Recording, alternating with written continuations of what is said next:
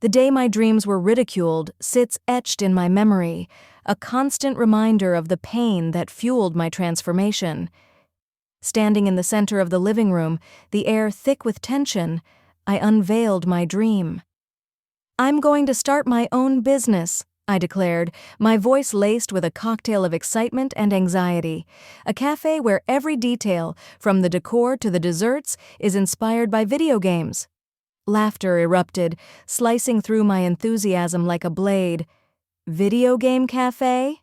My brother snorted, disbelief painting his every word. What a ridiculous joke. My parents exchanged worried glances, their disappointment palpable. "You're throwing away your future for a child's fantasy," my mother said, her voice a soft yet sharp reprimand. "It's embarrassing," my father added, his words a hammer pounding the final nail into my dream's coffin. Rejection stung, but humiliation engulfed me. My family's laughter haunted me, a bitter symphony that played on repeat. Yet, within the depths of their doubt, a fire was kindled, a determination to prove them wrong, to transform their scorn into my success. I left home, armed with nothing but my shattered dreams and a burning desire to mend them. The journey was brutal. For every step forward, setbacks pushed me 2 steps back.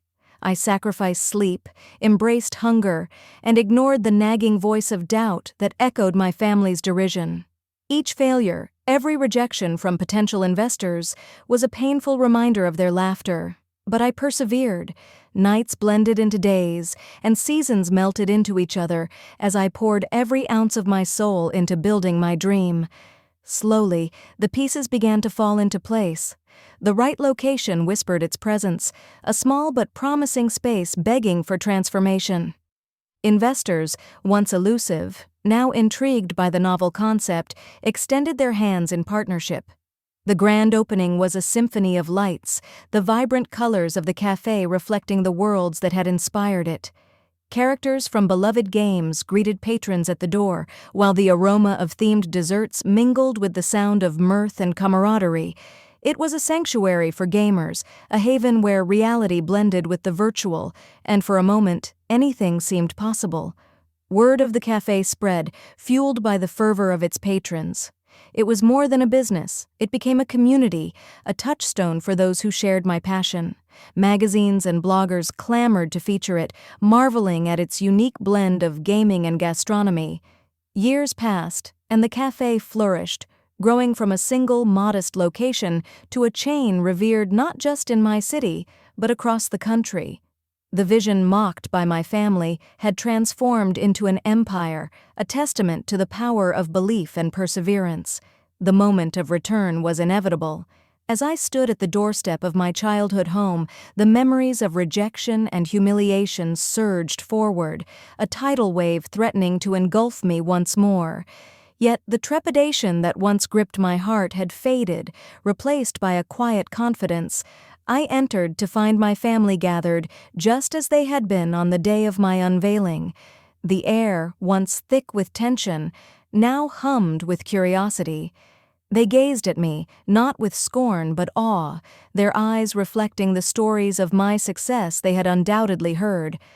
"I wanted to show you what your ridiculous joke has become," I began, my voice steady, a stark contrast to the tremor that once betrayed my insecurities.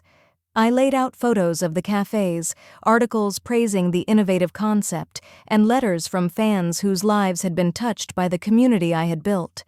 The room was silent, the air charged with a whirlwind of emotions. Regret, pride, astonishment. They painted the faces of my family, a complex tapestry that mirrored my own journey. My mother was the first to break the silence. "We were wrong," she said, her eyes glistening with unshed tears. "You've built something incredible." My father stood, his movements slow, deliberate. Approaching me, he placed a hand on my shoulder, a gesture so rare it felt like an unspoken apology. "Your dream wasn't ridiculous," he conceded, the words seemingly heavy on his tongue. "You've shown us that. You've made us all proud." The acceptance I had once craved no longer held power over me. Yet standing there, amidst the family who had doubted me, I realized this moment was not about vindication. It was about closure. I had embarked on this journey seeking to prove them wrong, but along the way I had proven something to myself. I had found my worth not in their acceptance, but in the relentless pursuit of my dream. My success was not measured by their approval, but by the lives I had touched, the community I had built, and the inner strength I had discovered. "I didn't come back for your approval," I admitted, my voice imbued with a newly found serenity. "I came back to thank you. Your doubt lit the fire of my determination, and for that, I'm grateful." As I turned to leave, a new chapter waiting to be written, I left behind not just the pain and humiliation of my past, but a family reawakened to the limitless potential of dreams. In their eyes, I saw a reflection not of the child they had once mocked, but of the person I had become, a dreamer who had dared to create his destiny, a powerful testament to the strength of belief and the transformative power of resilience.